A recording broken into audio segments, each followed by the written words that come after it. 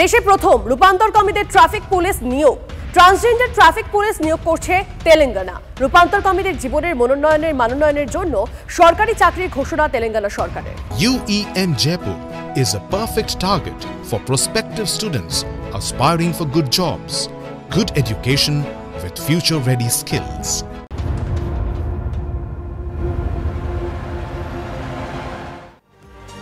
দেখুন, নবান্নে জুনিয়র চিকিৎসকরা তারা পৌঁছে গেছিল, আপনাদের নিশ্চয়ই মনে রয়েছে। সেখানের একটা বৈঠক ভেস্তে যাওয়ার পর গতকাল কালীঘাটের বৈঠক সেটাও ভেস্তে যায়।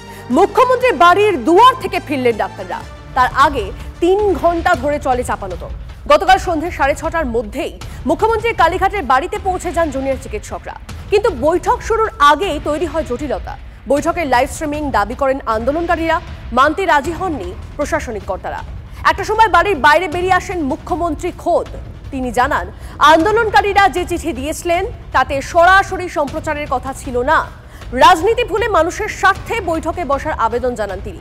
মুখ্যমন্ত্রী জানান, মিনিটসে দুপক্ষের তরফে একজন করে সইও করবে।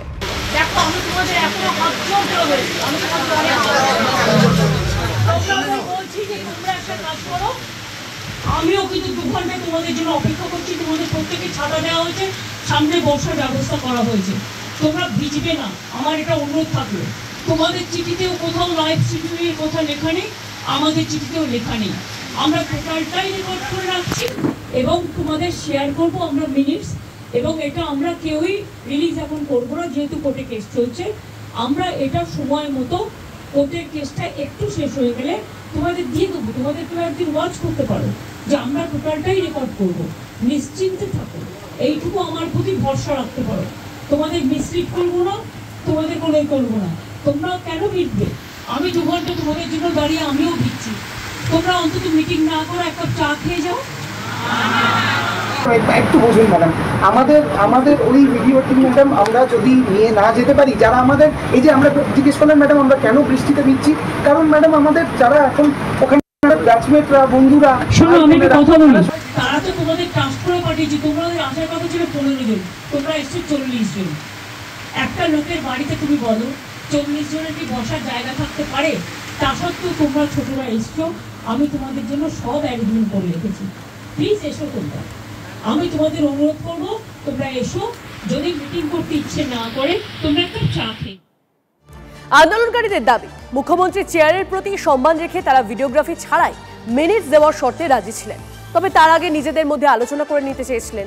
চিকিৎসকদের দাবি, এরপরই হঠাৎ স্বাস্থ্য প্রতিমন্ত্রী চন্দ্রিমা ভট্টাচার্য জানিয়ে দেন অনেক দেরি হয়ে গেছে।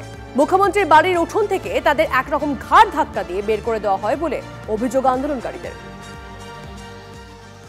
আমরা এমনকি লাইভ স্ট্রিমিং, ভিডিও রেকর্ডিং সব কিছু ত্যাগ করলাম।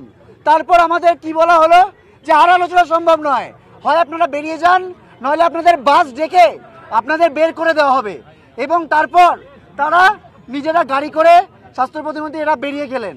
তার মানে কি দাঁড়ালো? আমরা 35 দিন বিচারহীন অপেক্ষা করছি। আমরা 4 দিন ধরে স্বাস্থ্য ভবনের সামনে বৃষ্টিতে ভিজে অপেক্ষা করছি এবং আমরা আমাদের সমস্ত রকম শর্ত ছেড়ে দিলাম। তারপরে যখন আজকে বলতে গেলাম তখন আমাদের মোটামুটি ঘাড় ধাক্কা দেওয়া হলো যে না, আলোচনা আর সম্ভব নয়। আমরা যেটা দেখলাম, মিটিং করলেন না। আমরা অপেক্ষা করেছিলাম, আমরা বলেছিলাম যে আমরা আলোচনাতে রাজি আছি, যে কোনো শর্তে আলোচনাতে রাজি আছি, কিন্তু আলোচনা হলো না। আলোচনা করতে রাজি হলেন না, শুধুমাত্র নাকি না না না not like that, not like that. আমরা যে কোনো শর্তে, নিঃশর্তে, আনকন্ডিশনালি কথা বলতে চাইছিলাম, কিন্তু সেই আনকন্ডিশনালি কথা হলো না। সময়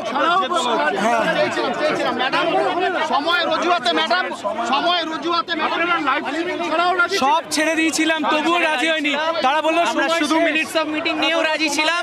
ওনারা আমাদেরকে রুডলি বললেন যে আজকে আর করা যাবে না। আমরা 36 দিন ধরে ওয়েট করছি। ওনারা এই অজুহাত খালি দেখাচ্ছেন যে আমরা 2 ঘন্টা 3 ঘন্টা ওয়েট করেছি। 36 দিন আমাদের একটা মৃত মনের জন্য আমরা ওয়েট করে এরকম রাস্তায় বসে আছি। তার কাছে 2 ঘন্টা 3 ঘন্টাটা কোনো বড় ব্যাপার নয়। আমাদের যেরকম কর্মসূচি, আমাদের জুনিয়র ডাক্তারদের যেরকম কর্মবিরতি চলছিল, আপাতত চলবে। লাস্টে মিনিটসটুকু নিয়েও আমরা রাজি ছিলাম যে কথা বলুন, আমাদের পাঁচখানা দাবি শুনুন, আমাদের এসে বিচারটা দিন, আমাদের জন্য কিছু এই বিচারের রাস্তায় কিছু আশা হলো দেখান। তাও ওনারা এটা শুনলেন না। যখন আমরা ভেতরে যেতে চেয়েছি, চাইলাম ফাইনালি মিনিটসটুকু নিয়ে, তখন ওনারা দরজা বন্ধ করলেন, ওনারা বললেন এবার তোমরা চলে যাও, বাসটা নইলে দেখে দিচ্ছি।